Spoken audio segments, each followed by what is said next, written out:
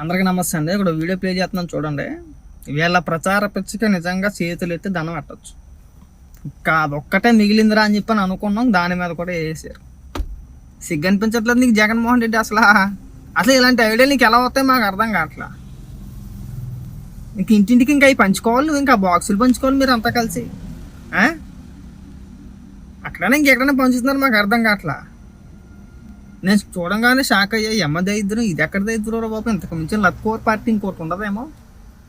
చివరాఖరికి వాటిని కూడా వీళ్ళ బొమ్మ వేసుకొని మళ్ళీ సిద్ధం అని చెప్పేసి ఒక లోగో దాని మీద వేసి వీళ్ళు పార్టీ రంగులు వేసి ప్రచారం చేసుకుంటున్నారా.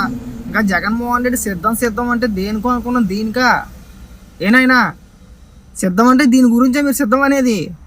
సిగ్గు చేరలేదు నీ బతులు కొంచెమైనా కానీ. కనబడ్డ దానిపైన ఎలా రంగులు వేసుకుంటే వెళ్ళిపోయారు గతంలోని.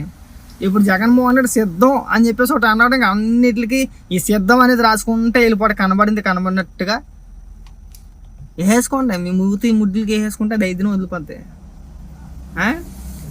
ఈ ప్యాకెట్లకి వేసుకొని సిద్ధం అని చెప్పేసి నూరేరా తిరిగి పనిచేస్తారేమో. ఇంకా ఏం జగన్మోహన్ రెడ్డి, మీ సైకోల చేత, మీ పిల్ల పేటిఎం బ్యాచ్ల చేత ఇంకా అవి పంచుకోవాలి మీరు. ఇంకా అంటే మీకు ఫ్యూచర్ ప్లానింగ్ బాగుందిలే.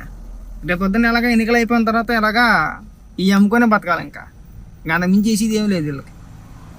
సిగ్గు కూడా కొంచెం కాకపోతే కొంచెం సిగ్గు అనిపించట్లేదు అసలు మీకు.